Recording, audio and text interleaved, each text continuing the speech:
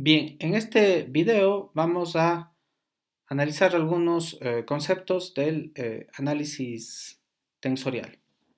Para empezar, vamos a hablar muy rápidamente de los campos escalares, vectoriales y tensoriales. Para empezar, un campo escalar es aquel que para un punto X perteneciente a una región, a un dominio del espacio de R3 en general, me proporciona un escalar al cual vamos a llamar f de x.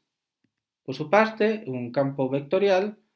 a partir del punto x, perteneciente a una región en el espacio, me va a dar como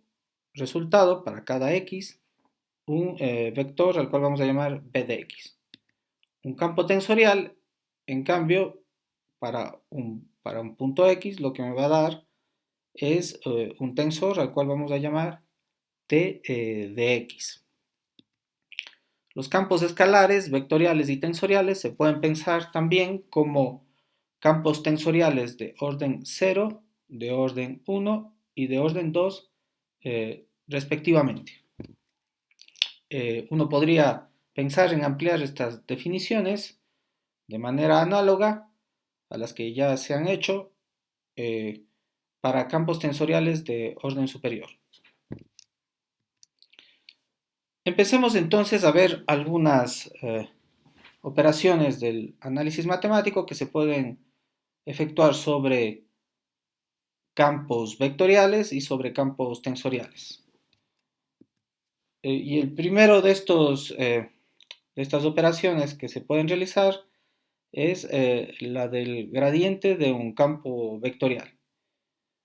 Aquí lo que vamos a considerar es la representación matricial del gradiente de un campo vectorial, que un gradiente de un campo vectorial va a ser un tensor de segundo orden y el hecho de que estamos considerando su representación matricial y no el gradiente en sí mismo está indicado por los corchetes. Una cosa importante es decir que el gradiente de un campo vectorial se puede expresar como simbólicamente como el producto tensorial del vector v, el vector del cual se quiere sacar el gradiente, por el operador nabla. Otra notación que se suele utilizar es la derivada del vector b, la derivada parcial del vector b eh, con respecto al punto x. Entonces, la representación matricial del gradiente del campo vectorial v, que va a ser una matriz cuadrada, si estamos en el espacio, una matriz de 3×3, que va a ser igual al producto matricial de un vector columna que va a contener a las componentes de B en la base que se está considerando por un vector fila que va a contener a los elementos del operador nabla. Desde el punto de vista indicial, vamos a tener que el gradiente del vector B va a tener dos índices porque es un tensor de segundo, se trata de un tensor de segundo orden, y la componente IJ de dicho gradiente va a ser igual a la derivada parcial de B sub J con respecto a X sub I. Entonces, una cosa interesante es que esta derivada se puede expresar utilizando esta notación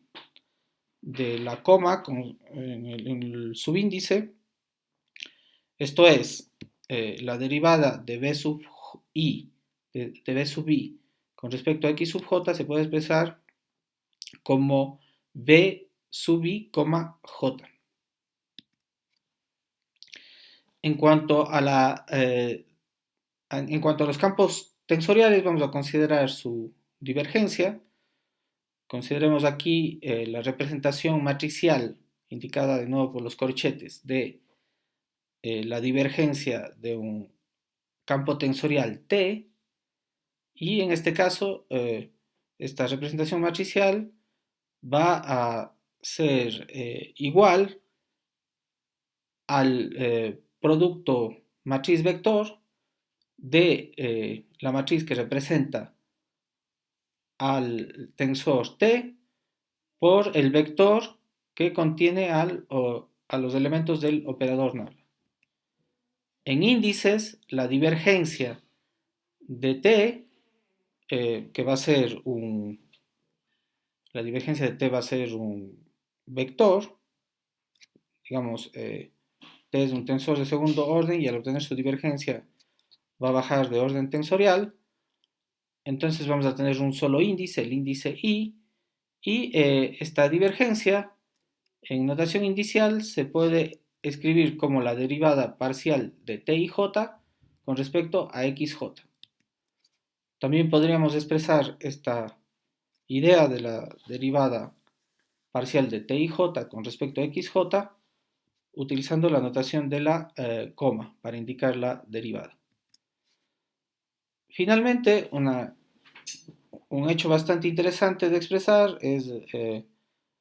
un hecho matemático muy interesante de expresar con campos tensoriales o en campos tensoriales es el teorema de la divergencia, que es una extensión de lo que ustedes ya han visto en sus cursos de análisis vectorial para el caso de campos vectoriales. Ustedes deben haber visto el teorema de la divergencia para campos vectoriales. En este caso lo que tenemos es que la integral sobre el contorno de una región omega en el espacio,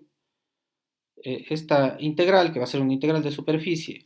de el tensor t aplicado a un vector n, que este vector n va a ser la normal unitaria saliente